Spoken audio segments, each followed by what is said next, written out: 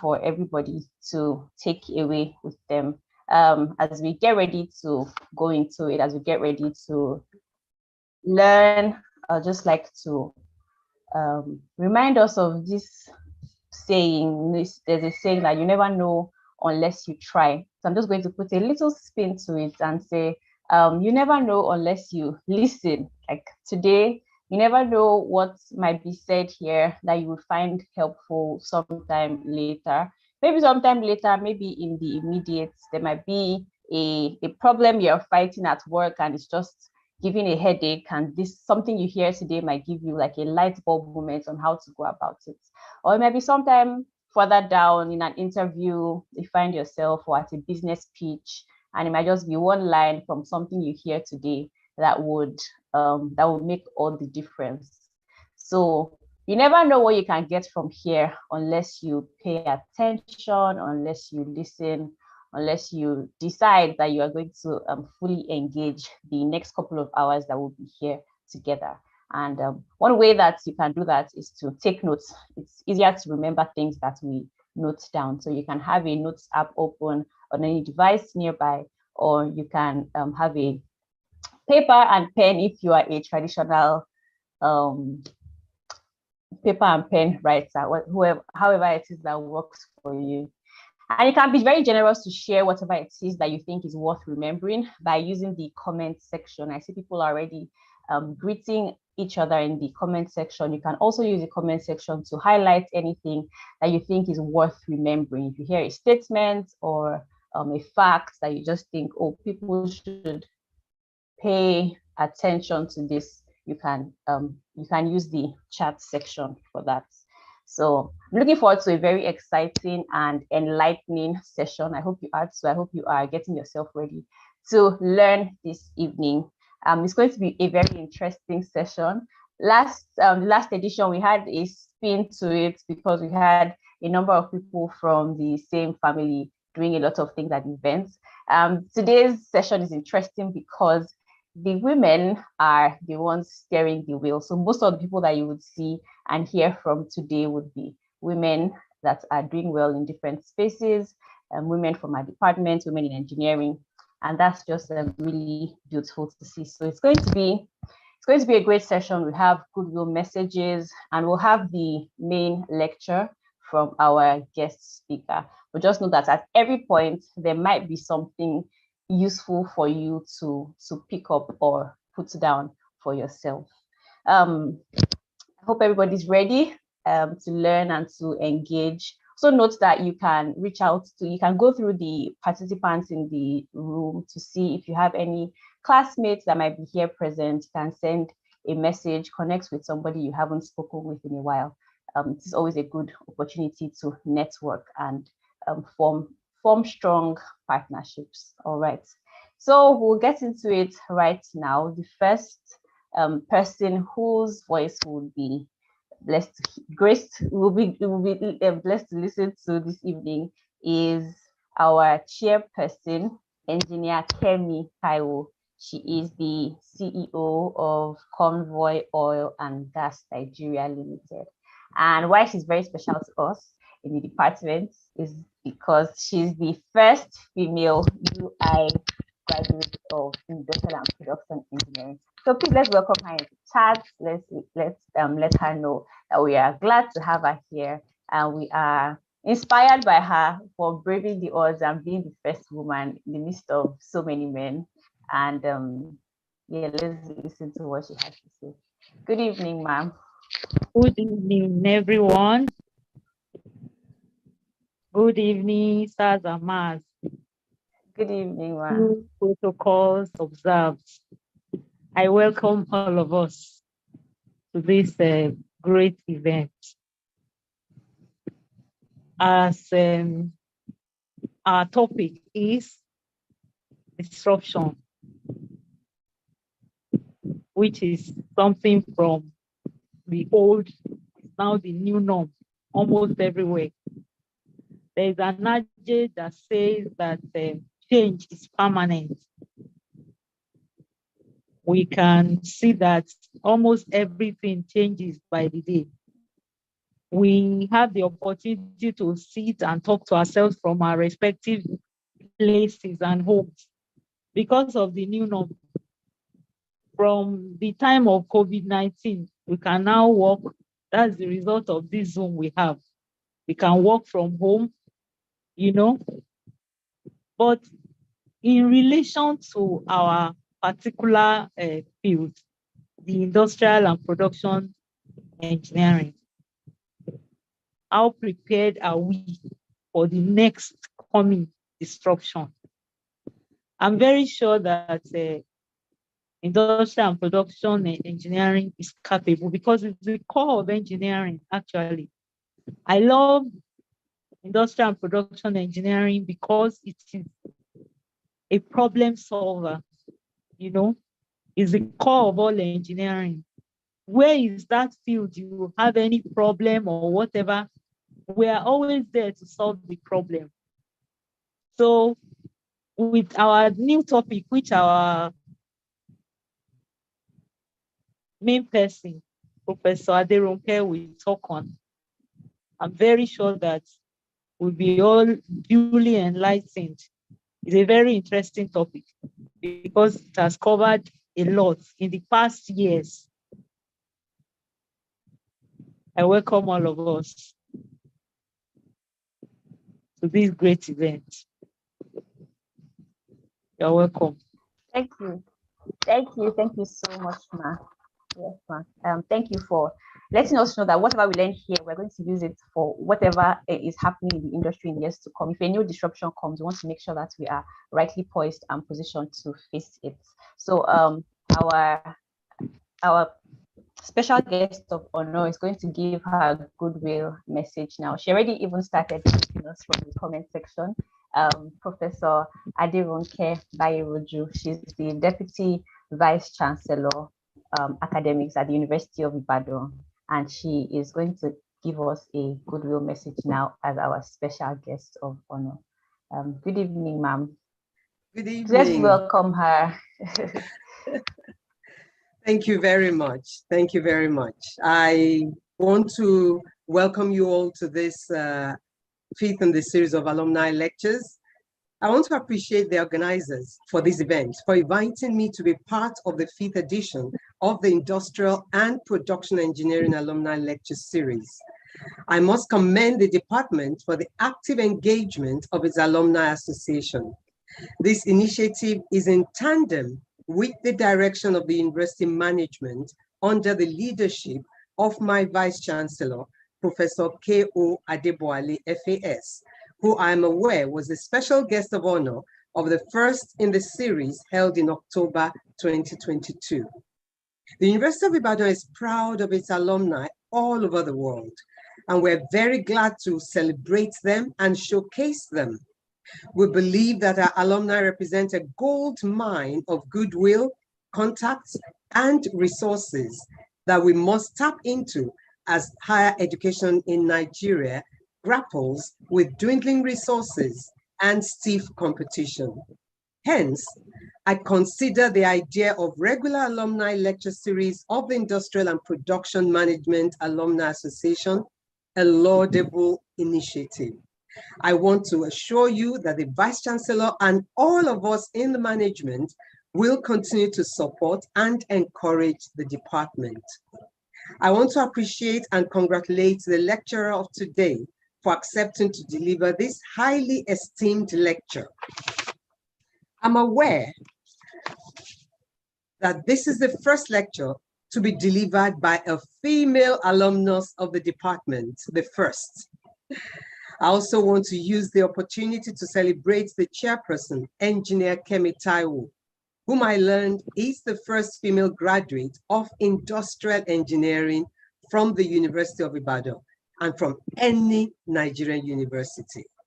I'm also aware that the current head of department of industrial and production engineering, Dr. Mojisola Bolarinwa, is the first female HOD in the Faculty of Technology UI. I can also observe that the event moderator is a female alumnus of the department.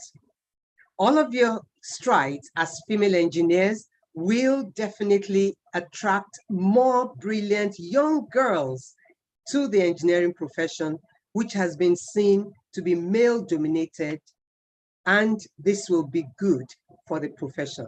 It'll be nice to see more female engineers. With recent world events such as the COVID-19, the war in Ukraine, and emerging disruptive business models and technologies, it's obvious that disruption will become a new normal. For instance, our university is transforming the way we do things as we're constantly interrogating the business models in order for us to be able to adopt and remain the first and the best. For example, recently, the webometrics for the universities in Nigeria came up, and University of Ibadan is still first in Nigeria, second in Africa, and sixth in Africa. We're proud to be associated with the University of Ibadan. Therefore, I consider the title of the lecture very apt as the world grapples with disruptions. I'm sure all of us will receive some new challenge and learn new things that will be relevant to every aspect of our professional practice. I wish you all an enjoyable lecture. Thank you very much. Thank you so much, Ma, for that goodwill message. And we are really grateful and honored to have you in our midst this evening. Thank you, Ma. Right now, I'd like to welcome our guest of honor, the person of Emeritus Professor I.C. Igbeka. He was a former dean, or he is a former dean of the Faculty of Technology. And although he's unavoidably absent today, he will be ably represented by Professor Mijin Yawa from the Department of Agric Engineering. So please, Professor Y. Mijin Yawa of Agric Engineering, would like to hear from you.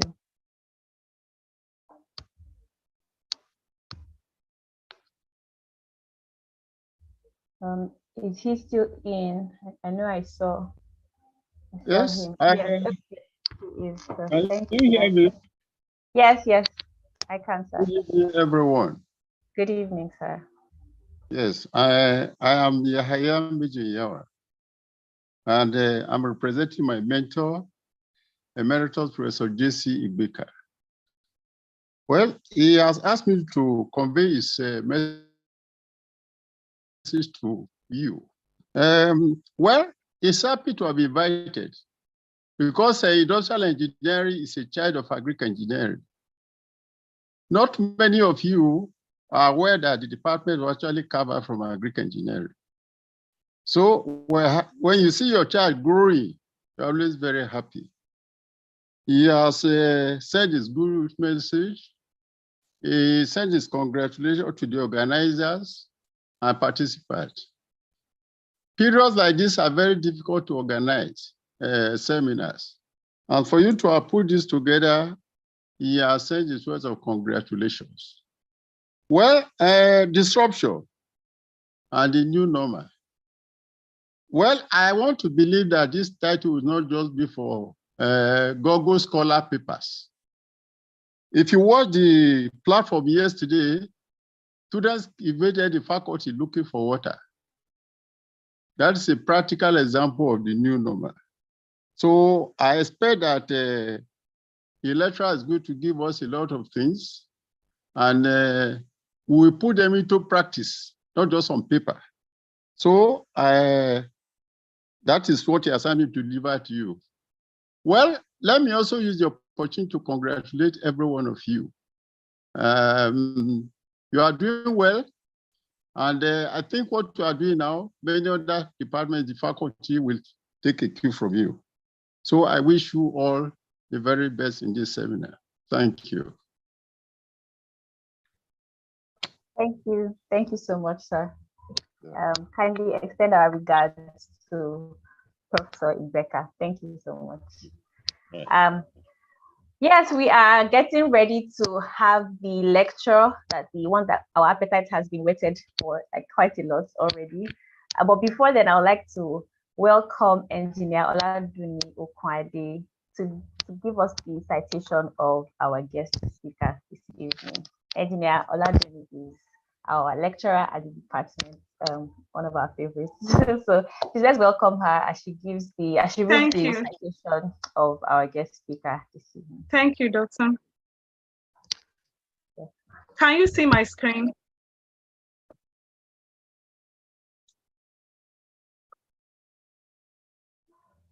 Okay. I know you're sharing your screen. Yes. Yes. Can you see it now? Okay. Yes. Citation of guest lecturer of the 5th IPEAA Alumni Lecture Series, Adetola Emmanuel. Adetola Emmanuel graduated from the Industrial and Production Engineering Department of the University of Ibadan in 2010. She was the president of the Industrial and Production Engineering Students Association, IPEAA. During her tenure, she enrolled IPEAA with the Institute of Industrial Engineers, which facilitated a global networking. After a mandatory youth service, she proceeded to work as an offshore operations specialist with Chevron on the Agbami floating production storage offloading, where she oversaw production of 250,000 barrels of oil per day and maintained operational readiness of critical production equipment. She proceeded to work as an integrated data management analyst on turnaround projects, managing project execution within cost and schedule. Thereafter, she moved to a planning and strategy role as an operation planner during the economic downturn in oil and gas industry. She implemented several cost optimization initiatives and worked on greenhouse emission reduction initiatives. She's passionate about leveraging technology for higher productivity. Detola is a voracious learner and is currently pursuing her MBA at Rotman School of Management in Toronto. She aspires to practice at the intersection of consulting, technology, and sustainability. In her spare time, she plays table tennis and enjoys spending time with her husband and 2 children. She volunteers with a Cancer Aware, a non-profit organization that aims at reducing cancer incidents through awareness and early detection. Join me to welcome our guest lecturer in person of Adetola Johnson. All right, thank you very much, Duni. And also all those who have spoken before me,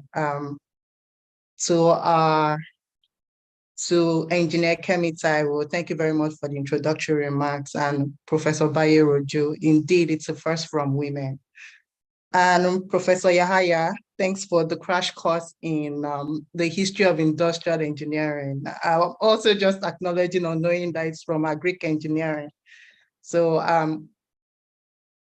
Duni, thank you so much for the honor also of reading my citation. So I'm going to share my screen with you. Let me know when you see it.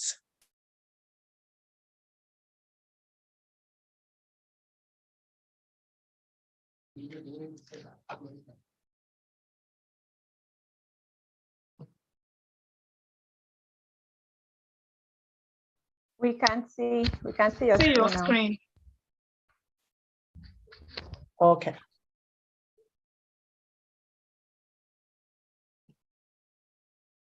All right.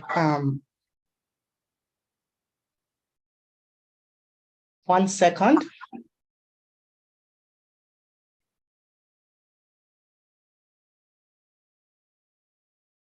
All right, do you see the slide now? Yes. All right. So good evening, everyone, and thank you for having me here today. It is indeed a great honor to be speaking to the alumni and faculty members of the University of Ibadan, in particular, the Industrial and Production Engineering Department. When I was approached by Professor Oladokun to give a guest lecture, I thought long and hard about a befitting topic and chose this partly because I'm at a juncture in my life where I am embracing change and being uncomfortable with certainty, especially after navigating the vicissitudes of the pandemic. And as dreadful as the pandemic was, it was not all bad. I am grateful for the flexibility work from home affords me. In addition, the pandemic brought with it a wave of technological innovations. We thought COVID-19 would end after a few months. It turned out the virus out-innovated humans and took up about 25% of the Greek letters.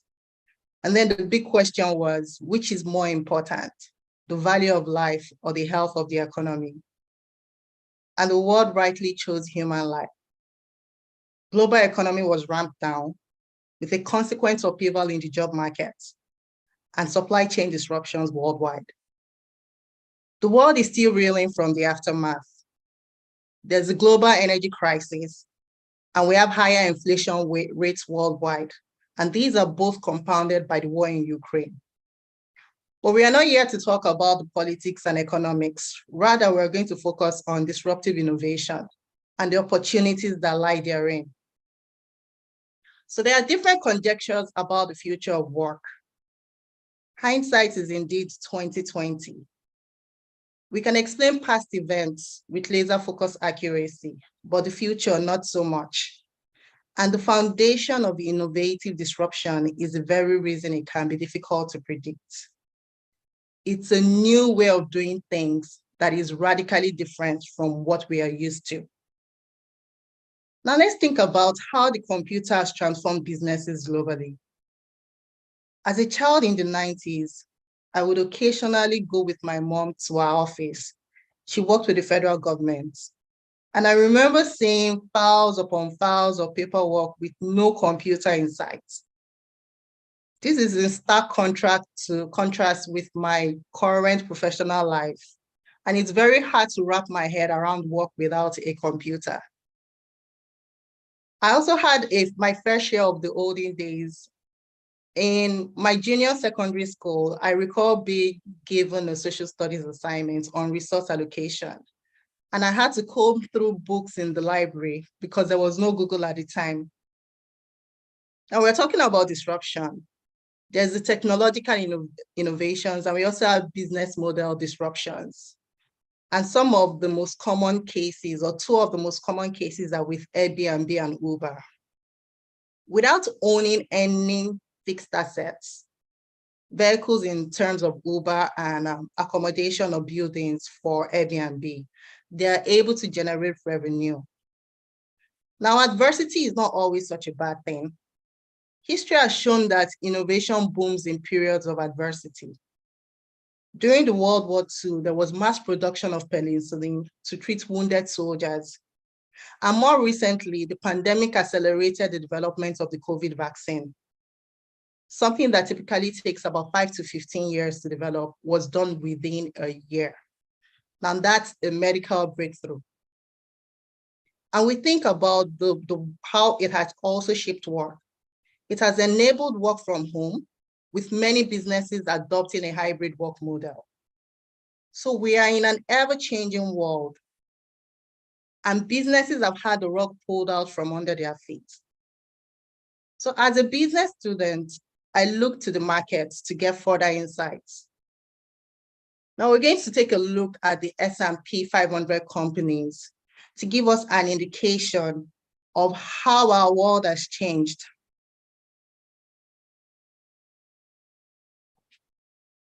I'm going to show us a chart depicting this. Now, half a century ago, we have more than 160 industrial companies in the S&P 500. Over the decades, this has rapidly declined.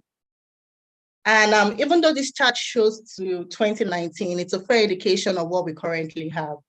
And we see how the landscape has changed, with technology and the industrials tying for the most position in the S&P index.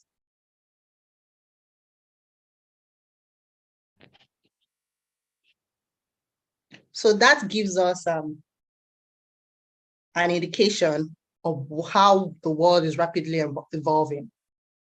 Now, I will just take a trip down memory lane, and I remember stepping out of the Faculty of Technology to take a sociology course. So 317 Industrial Sociology, which I thoroughly enjoyed. And I will just take us further back in history. And we see that the Industrial Revolution, which we discussed in industrial sociology, it marked a major turning point in history.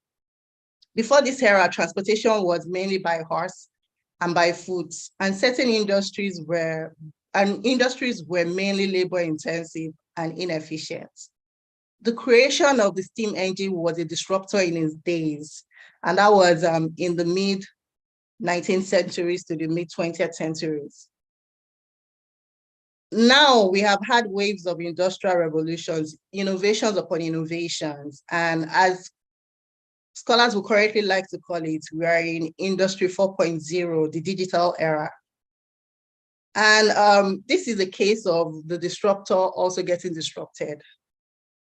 Shortly after, or a decade or a century later in the 20th century, we had the steam engine itself being disrupted by the internal combustion engine as the main source of power generation.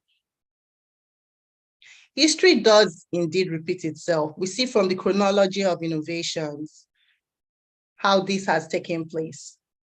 Now, for the alumni in the building, and I'm also aware that we have our guest lecturers, please feel free to hazard a guess. I'm going to drop a link in the chat.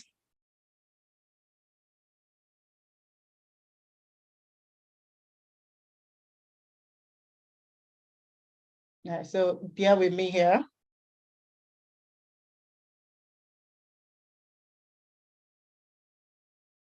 I'm going to drop a link in the chat, and I would like you to go in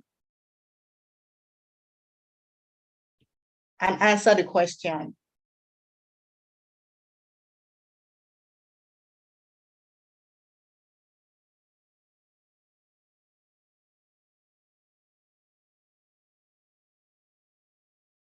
So let me know when the link shows in the chat.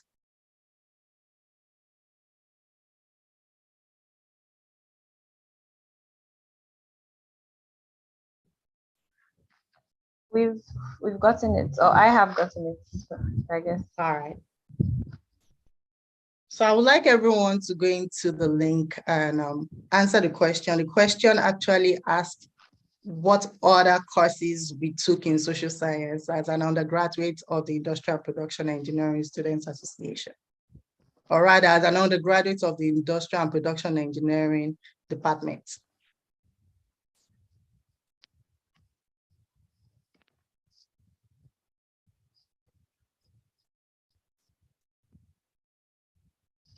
All right, so the answers are coming in. And it's interesting seeing the answers. And if you don't mind, I'm going to be turning to the right because my second screen is to the right. Okay.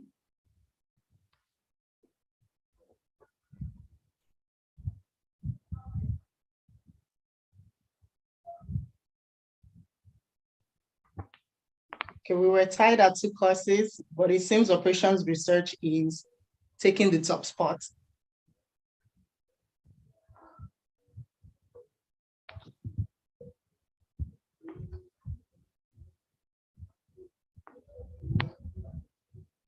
All right, so in the interest of time, I will go ahead and review the answers. And it's quite surprising now that the correct answer is not the most voted answer. So it was actually introduction to accounting. In 300 level, we stepped out to the Department of Economics, Social Science to take introduction to accounting. And while we did do operations research, it was a TIE course. It was an industrial engineering course. And I remember back in those days, it was taken by Professor Oladoku. So this was a nice effort. I'm going to forgive the alumni in the house, and I'm going to guess it was the guest that picked the operations research. It was introduction to accounting. All right, thank you, everyone. So we'll go back to the slides.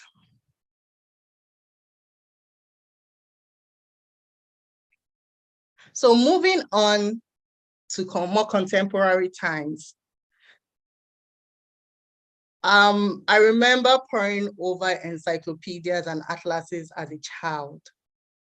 I would go to library or some educational institutions and I would open it up. And we even had an atlas in my house. I love geography and I still love geography. And I would look at all the countries in the world and the capitals and geographical features. Now, we do not have so many hard copies of these. For the atlases, we know Google Maps has taken over. And then for the encyclopedias, Wikipedia has disrupted the way that the business model. Back in the days, the encyclopedias were written and published for profit. You'd have to pay a pricey sum to get the whole volumes. And these were updated after a year or two. In contrast to Wikipedia, Wikipedia is updated almost in real time. And events could happen at this moment and you would get an update in a minute or 2 minutes. And it is available for free. So you can imagine that this business model trumped the way the traditional encyclopedia business model. And because of this, the Encyclopedia Britannica couldn't survive and it published its final volumes in 2012. Now, there are still a handful of encyclopedias in publication, but for the most part, Wikipedia has taken over. And I know if I run a poll and I ask you the last time you went through a hard encyclopedia, most people will probably not have done that in many years. We would just rather go to Wikipedia or Google. Now, moving on to our mobile devices, and this was in the not so distant past. BlackBerry once controlled 43% of the smartphone market in the US and 20% globally. And I was also a proud owner of a Bold 4. And despite being one of the first smartphones, I mean, everyone had a BlackBerry and we wanted to be on BBM, but it failed to innovate and became complacent about how the smartphone market was changing. And we had Apple take over and Samsung. Now, BlackBerry stopped supporting its operating systems last year in January, but they still exist as a software company. So they're no longer in the business of making smartphones. Moving on to another example, we have data storage. We all use some of these storage devices. In fact, I would say we all use this storage device. We've seen how data storage has evolved from floppy disk to using flash drives and hard drives to cloud storage. And this is another classic case of the disruptor getting disrupted. Back in primary school, when we did computer science, and we're told that there were 2 types of floppy disk drives. We had the 5 1/4 and the 3 1/2. I'm sure that information is obsolete for the future generations or for the current generations, in fact. And I'm going to do another trivia. I'm going to ask us to go in again for another trivia. And I would want us to guess what the storage capacity of a 3 1/2 inch disk is. Okay. So using the same link,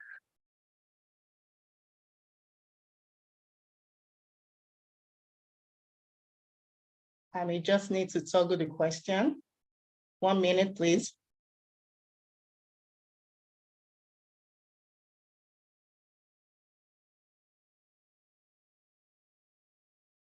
Okay, so now we can go into the link and answer the question. What is the storage capacity of a 3 1/2 inch floppy disk?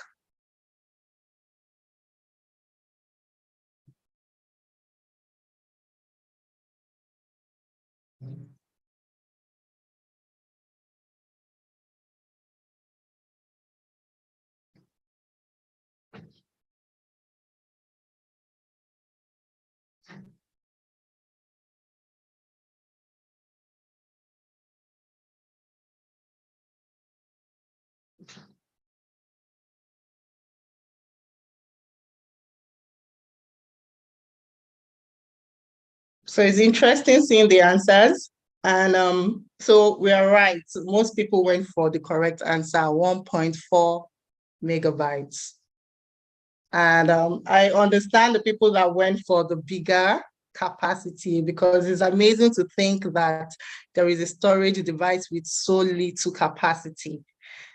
As a matter of fact, a few weeks ago, I was alerted about my Google Cloud account that I was at 75% capacity of my 100 gig plan. And it's amazing to me that a 1.5 megabytes, we survived using a 1.5 megabyte storage device in those days. So this just shows us, illustrates how the world has changed and how new technologies in those days keep getting erupted, and the trend would continue. Now let's move to current times, the potential disruptors. Now, we may have recently read about the outrage from the art community on AI-generated art in the art community. As a matter of fact, an AI-generated artwork took the top spot at a fine art competition, and this raised concerns about ethical issues surrounding copyright for the millions of human-made art used to train the AI algorithm. I see a future where these issues are resolved and artists and machines effectively collaborate with a business model where artists are fairly compensated for their input into AI-generated art. And I would say that as an artist, it's time to look in and see how this technology can be leveraged to put yourself in a position of advantage when it eventually takes off mainstream. Speaking of AI stocks are soaring with the launch of ChatGPT. You may have heard of ChatGPT. It's an AI bot capable of human-like dialogue based on a prompt. And it is poised to disrupt Google's current business model, which runs on selling search words and directing traffic to its patron sites. Now, Google is not resting on its oars. It has taken the cue, and it has also launched its own AI bot called Bard. Now, with this AI, with ChatGPT, you don't have to scroll down several pages to find the answer you're looking for. It prepares the whole meal for you. Without being a programmer, you can generate codes. You can draft a contract even though you're not a lawyer. And even as a student, you can draft papers and essays. Now, I'm not encouraging students to cheat, but it also shows that educators will have to adapt their teaching and testing methods. And some of these have given rise to concerns about skilled and semi-skilled workers becoming redundant. But I differ because there is great potential for creation of new jobs. In recent times, we've seen several new jobs associated with new technologies emerge. We've seen social media managers, and we have seen drone pilots. Workers can gain by taking on tasks complementary to artificial intelligence while leaving the automated tasks. Now, the last one is one I particularly find interesting, coming from the energy sector. There has been a huge drive to reduce our greenhouse gas emissions, and fusion energy could be a huge game changer. Late last year, scientists were able to produce sufficient energy from a fusion reaction. And while it is not yet feasible as a commercial energy source, it holds great promise for the future. And so this is something the oil and gas industry should look out for and watch out for. Now, it's not, I do not want to focus on the products, but on the people. And let us reflect on how we are positioning ourselves to make use of these opportunities. Some people view disruption as a threat, but I urge us to see it as an opportunity. And for those that view it as a threat, they think, will I be replaced by machines in the future? During the Industrial Revolution, many centuries ago, about 3 centuries ago, we had the Luddites, their jobs were taken away by machines, and as a reaction, they destroyed many of those machines. but it didn't stop the technology from taking over. That was just the reaction. And eventually, that was the technology came to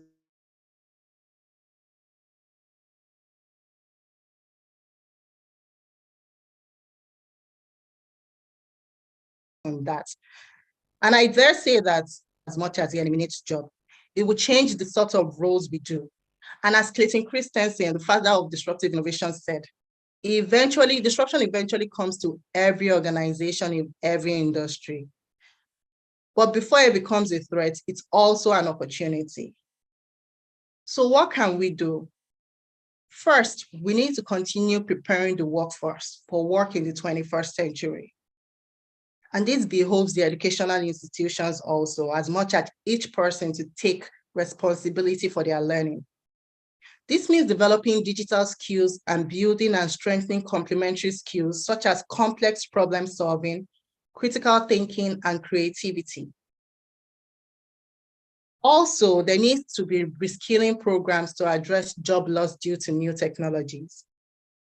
These programs should be the joint responsibilities of government, employers, and the workers themselves. And these will train and retrain workers for the new work landscape. We also need to promote inclusiveness and broadly share the benefits of these powerful technologies. For this, we need to promote an open innovation approach in which inputs, methods, and results of the innovation are shared openly with different people who could use them for further innovation.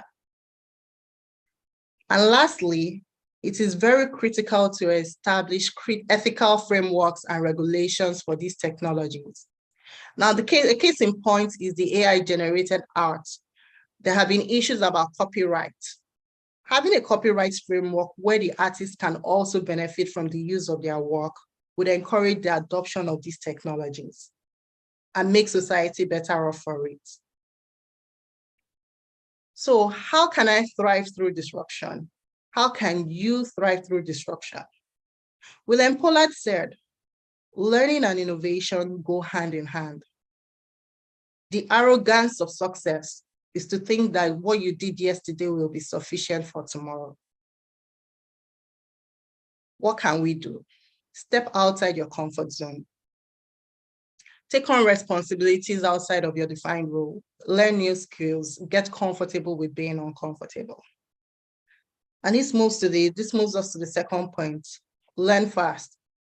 Whether it be through formal education, on-the-job training, or being self-taught, there are many places where you can go learn skills or courses out there. And they are for a very reasonable price, very affordable price. And you may have heard fail fast. Learn fast is a twist on that popular axiom. And the focus here is on reaping the benefits, the learning benefits of failure. And if that's not enough motivation, there is research that shows that people who are curious, people who ask questions, people who are constantly learning actually live longer. So finally, we have found the age-old secret to longevity, learning.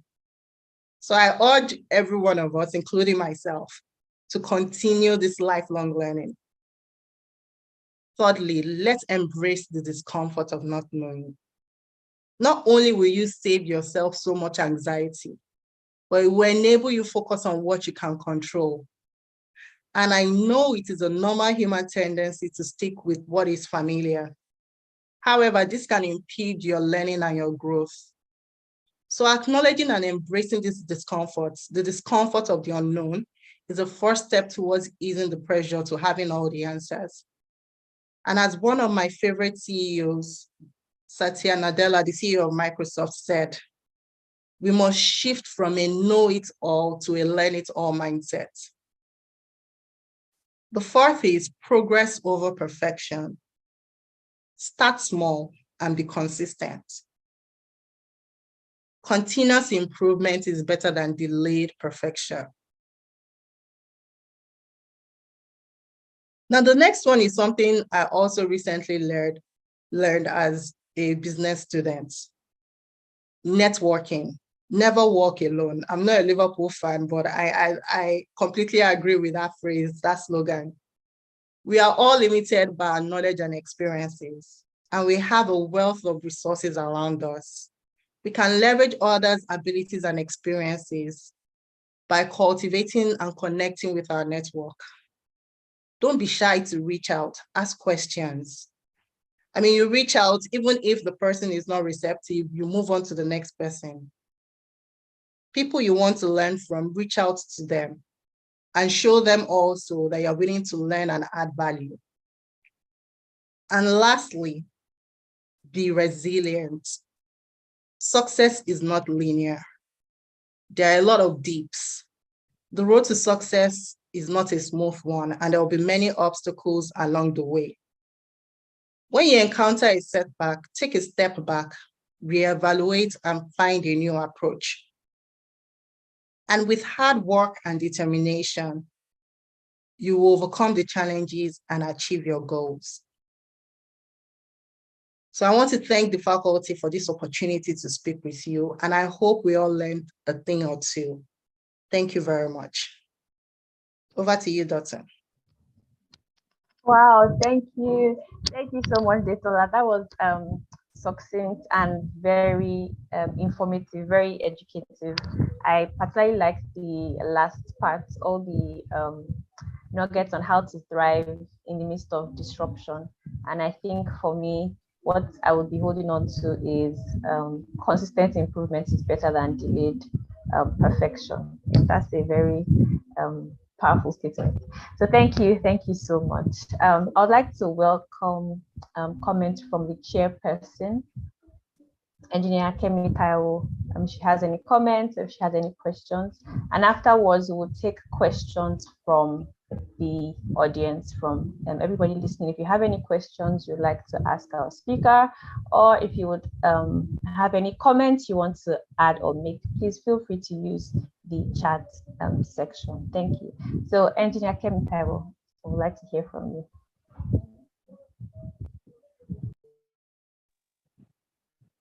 No comments so far. It's very interesting what he has discussed. Thank you. All right. Thank you, ma'am.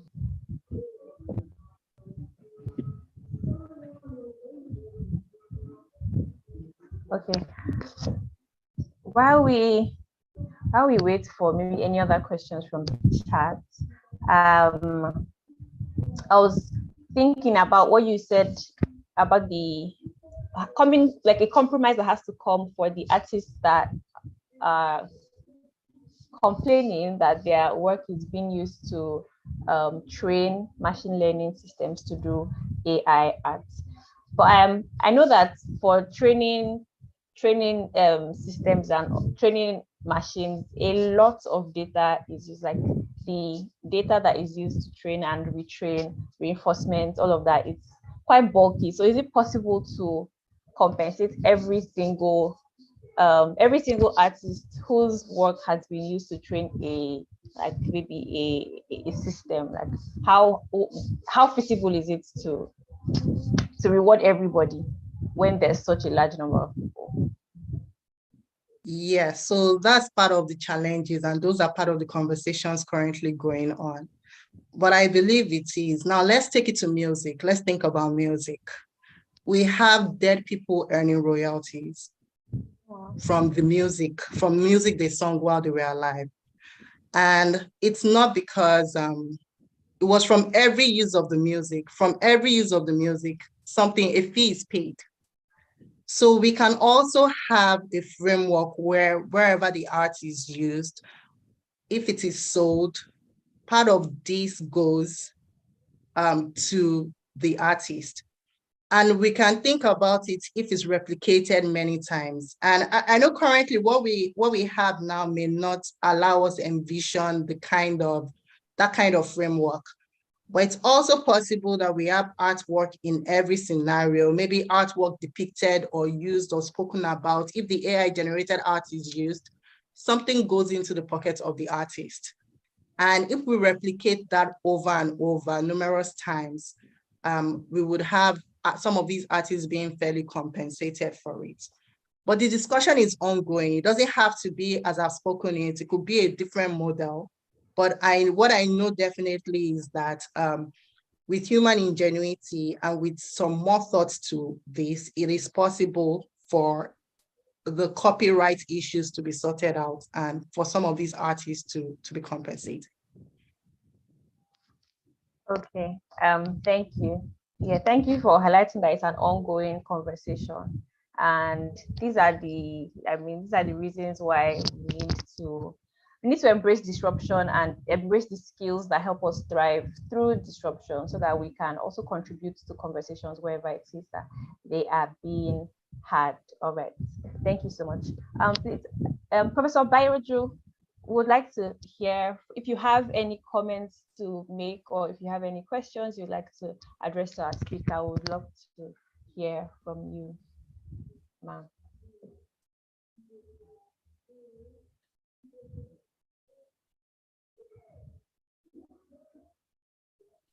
Well, I've really enjoyed the lecture actually, but I don't have any questions at the moment. But I've really enjoyed the lecture. Thank you.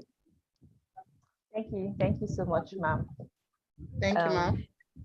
Somebody is contributing to the conversation on the artwork on how NFTs might be a solution to the AI arts work. Well, I don't know much about that space, but possibly, I guess. Somebody is saying in the comments they'd like to know a little bit more about you, because you're on the flyer, it says that you're a digital champion. So if you could speak a little more about that. All right. In my last role, before I went on a leave, I championed many of our digital initiatives. And one I particularly found interesting was inspection of our flat heap. So since the inception of the facility, it had never been done because it was very high risk. And one of the reasons why it was high risk was it was at a height. And imagine getting a human being to a height that was it wasn't less than 500 meters. And it was also because of the heat in that area. So we kept on ruminating about how we were going to get the work done safely. And then a breakthrough came. There was a vendor that offered unmanned area vehicles that could perform the inspections. And we had already planned for this activity, but we didn't go ahead with it because we felt that it was too risky to proceed with it. But with the introduction of these unmanned area vehicles, and to simplify it for you, there are drones that can carry out the inspection. We were able to do the work done without exposing human beings to that hazard, without shutting down the facility, and that saved us millions of dollars in production. And we were also able to do it within a day. That's record time compared to the originally planned time to shut down the facility. Wow. Now, in addition to that, we've had, in the energy sector, we have confined space entries. We may need to go inspect some tanks. And typically, humans also do this work. So replacing those high-risk situations replacing humans in those high-risk situations with robots is a lot of, from saving us a lot of cost. Safety is also our number one priority. So it allows us carry out jobs safely. We do not have to expose human beings to the hazardous atmosphere, which is, it could be explosive. And then also there is a lack of oxygen there. While we take all the precautions to make sure that the place is good for human entry when humans enter. It's less hassles and less cost to get a machine to go inside there. So that was also, we're also able to do that, get machines to go into the confined space entry. Then on the administrative side, and I was at the fore of this, so we saw so many, we saw different applications. On the administrative side, we sent so many reports out. You may know that the oil and gas industry is a heavily regulated industry. And part of the requirements is to send reports on a regular basis on what we are doing. And it's a lot of replication of efforts. We have reports going internally and externally. So we're able to integrate these reports on a dashboard using something as basic as Power BI, using our Power BI platform. And it helped us automate this report. So all you had to do was click a button to download the reports and send it. And you could even go a step further and automate this using Power Automate in the Power Platform suite and send this report to people that need it, to the managers or to the directors that need this report. So being the digital champion was really interesting. I saw these different applications, and it also really stirred up that interest in me to continue to adapt myself and leverage technology for better productivity. So I hope that answered the question. I believe it must have. That was very enlightening and exciting. Sounds like you do some very interesting work. Okay. I like to recognize we have a dignitary in our midst. We have engineer Mrs. Ezioku. She's a national exco of the NSE. I believe that should be Nigerian Society of Engineers. So engineer Mrs. Ezioku, would you like to say anything? Would you like to give a goodwill message, or just let's see or hear from you?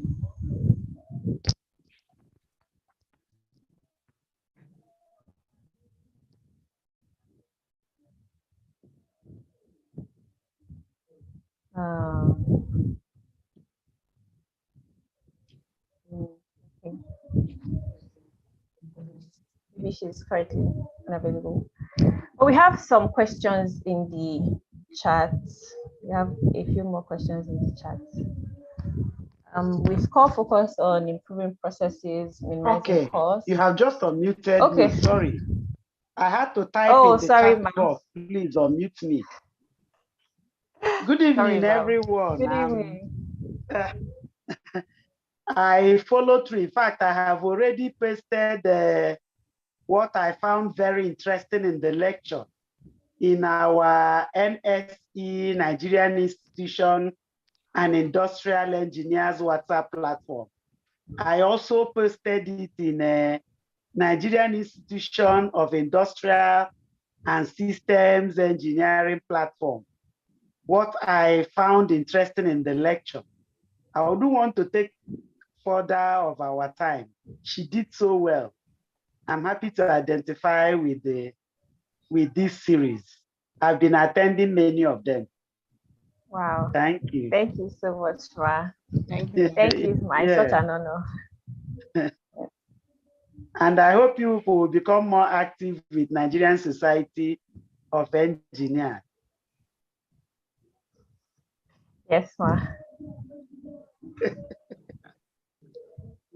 Okay. Thank you so much, Ma. Back to the question I was reading. As industrial engineers, how do we balance accessibility of disruptive innovation when improving process and delivering products to customers in organization? Okay. So I'm looking through the chat also. And Tosin, thanks for that contribution. Tosin is already positioned for the next phase, and she mentioned that NFTs could be a solution to the ethical issues around the AI-generated art. And then for the questions about how we would balance being industrial engineers and improving processes with the impact of disruptive innovation. So what we have to do, and I dare say, or I can say that processes can hamper our adoption of these innovative technologies. And what we should actively do now is pause and look around as business owners or as workers to see what is currently going on. So what initially happens is there is a slow adoption of these technologies, and not all of them make it. So from a business standpoint, it may not make so much sense investing in every technology out there because there is some potential. However, it's good to keep track of these things. And as soon as it starts the climb up, and this is not my concept, so there is a whole book, Innovator's Dilemma, by Clayton Christensen. So we can look up that book. And as soon as we see the slow descent, it's something we should begin to invest in. And we also have organizations putting huge investments in their R&D and not keeping those research and development facilities isolated from the business. Let there be a true interaction so that our processes, or the fact that we are sticking with the business model that works for us now, does not hamper our ability to be flexible and innovate with the times. So it's a delicate balancing act. We want to continue, sometimes we want to continue on that path and continue to make our revenue, but we also have to put our ears to the ground and look at the technology that has the potential and see how we can invest in it and adopt that technology as soon as it comes. So let me give an example.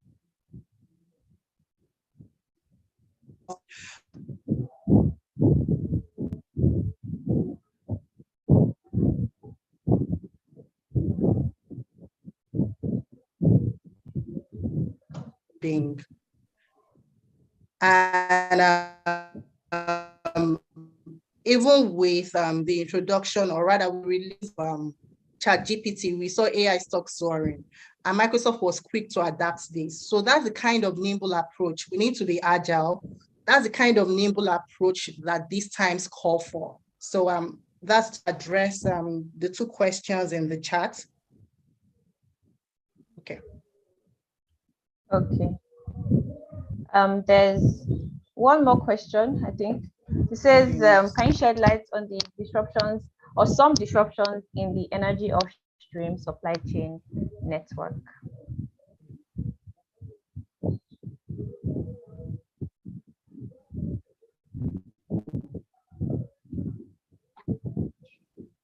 All right, so thinking about supply chain, I see that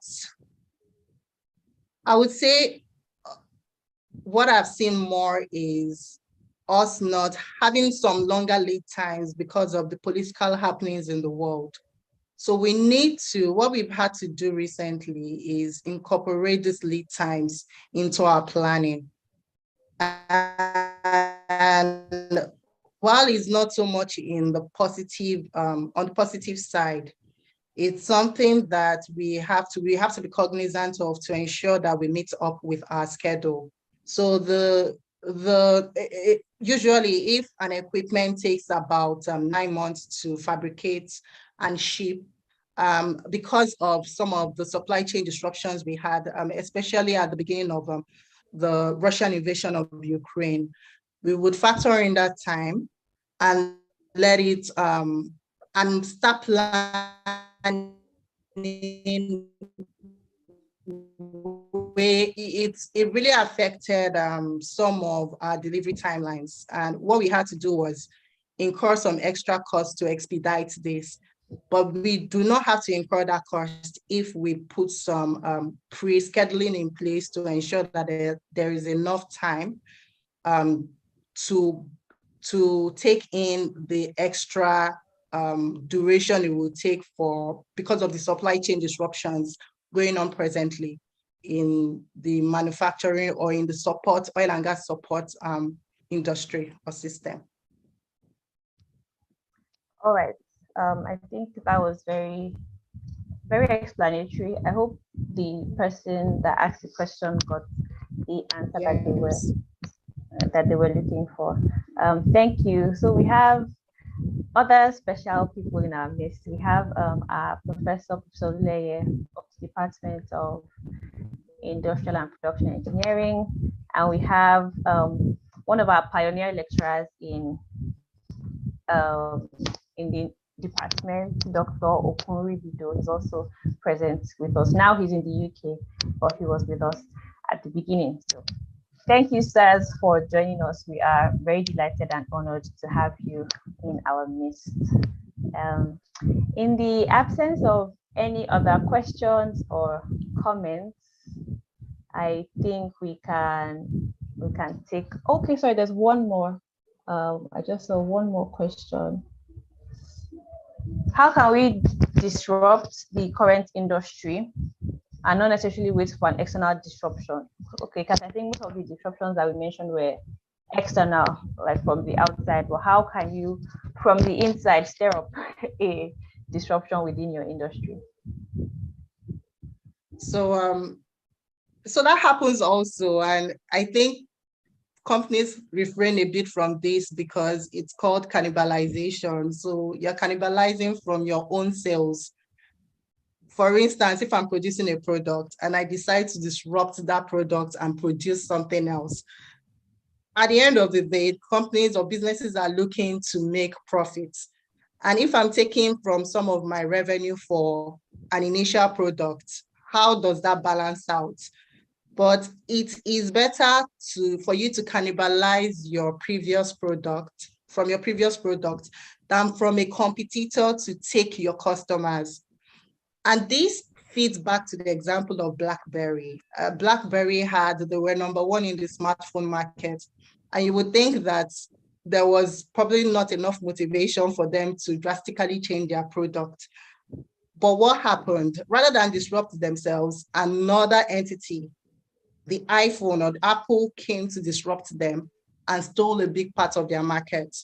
So while we may want to continue in that state of inertia and do what we're already doing, it is important to also remember that there are competitors out there that can take your customers. There are competitors out there, or there are new technologies out there that can pull out the rug from under your feet and you no longer have a business. So it's good for you to start the process and disrupt yourself and get the benefits. You move with the times also with that.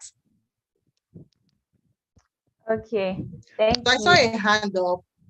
There was a hand up. There was a hand up.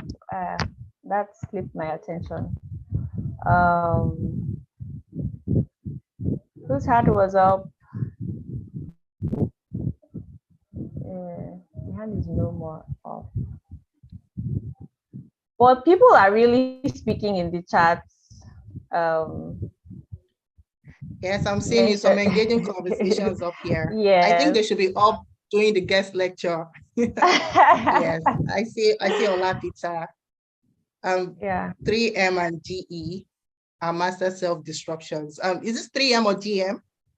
I'm not quite sure, but General Electric. General Electric. Okay.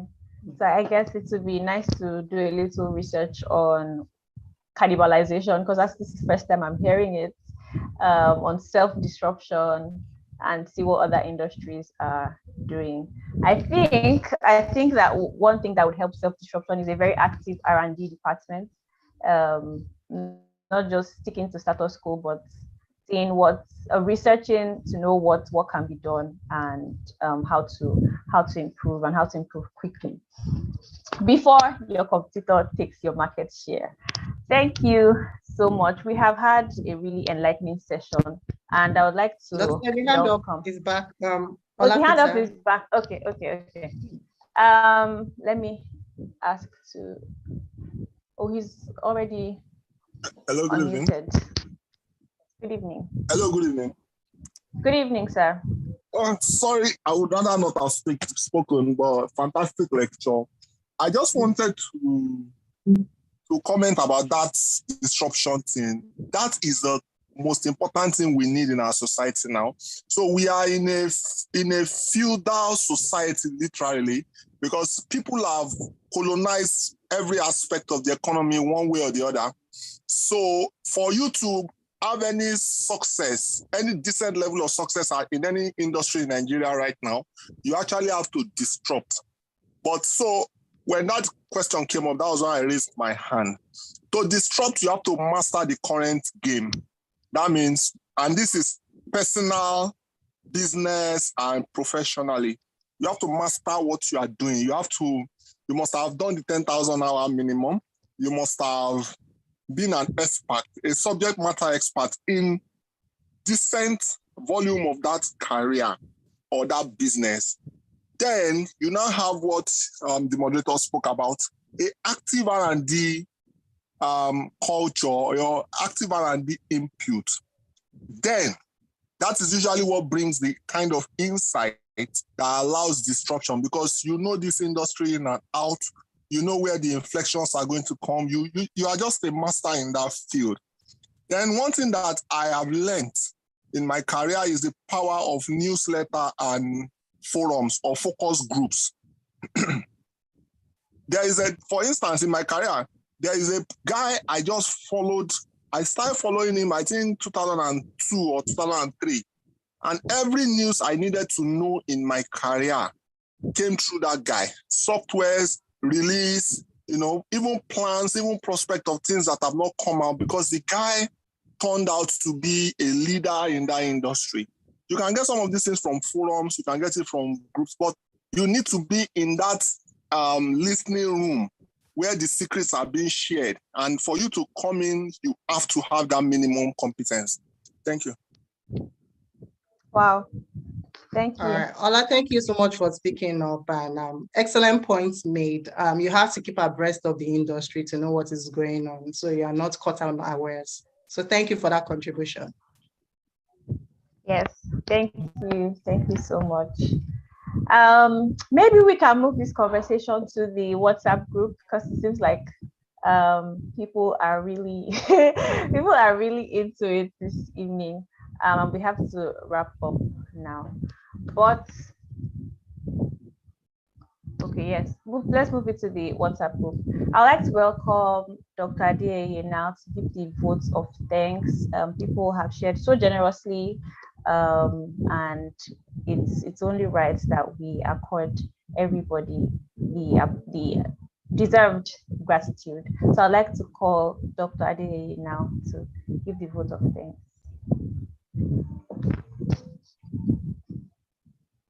Good evening, everybody. Good evening, sir. Yeah, it's an honor for me to extend vote of thanks. This lecture has been very, very insightful, educative, and thought-provoking.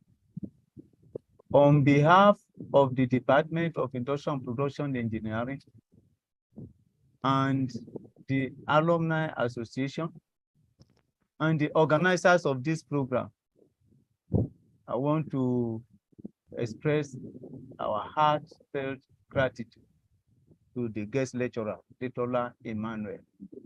We are proud of you. It's a prayer that God will assist you in your career in the name of Jesus. We have dignitaries in the house, our DPC academics. Professor Aderinka Bayeruju, we thank you, ma'am, for sparing time to be part of this event despite your tight schedule. We want to thank Professor J.C. Baker, ably represented by Professor Mijinyawa. We are very grateful for giving us your time for gracing this occasion. Our chairperson, Engineer Kemi Taiwo, we are very, very grateful for being part of this program. We really appreciate you. And we also believe that in future, all our people that we have invited will be available to honor our invitation. We feel very proud that this invitation was honored. We want to thank the organizers of the program, the head of department, Dr. Mojisola Bolarewa. Want to thank the IPEAA team. We want to thank all the people who have taken time to be part of this program, and people who have contributed in one way or the other to ensure the success of this program and that this alumni lecture series continue. We are very, very grateful. All our senior colleagues in the house, professors, and in particular, Dr. Okuripido and others from far and wide who have joined, those who have been part of us and they still continue to show interest in what we are doing. We are very, very grateful. Once again, I say thank you to everybody.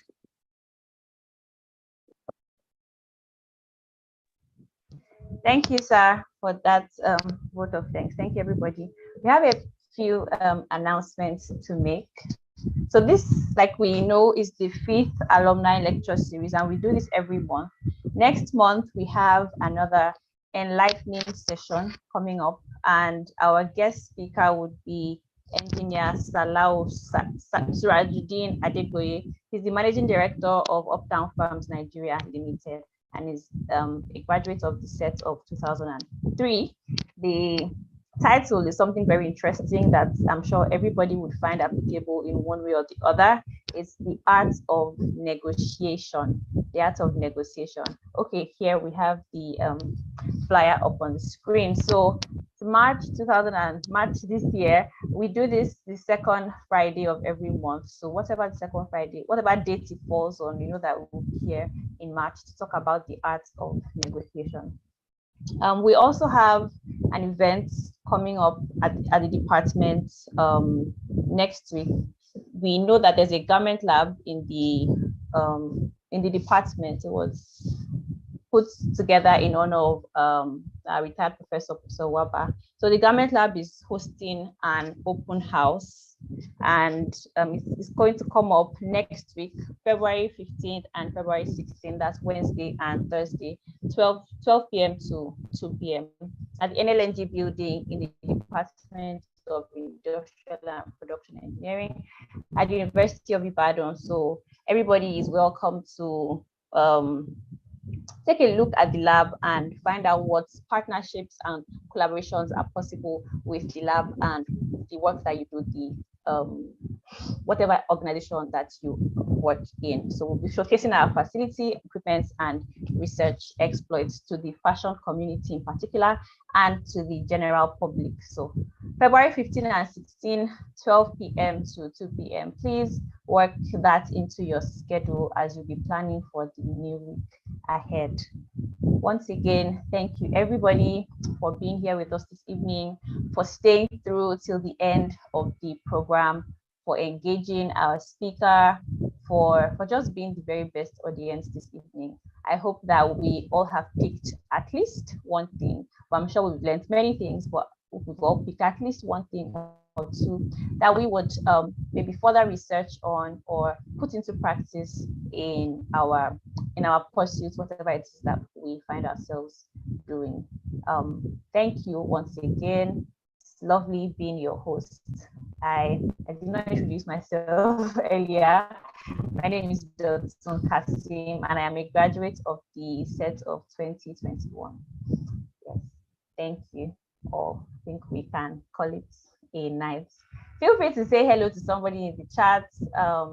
We talked about networking just a few minutes ago. So if you see a name that you haven't seen in a while, somebody you want to connect with, just drop a hello in the chat. The Zoom room will be open for a few minutes after the meeting. Thank you all.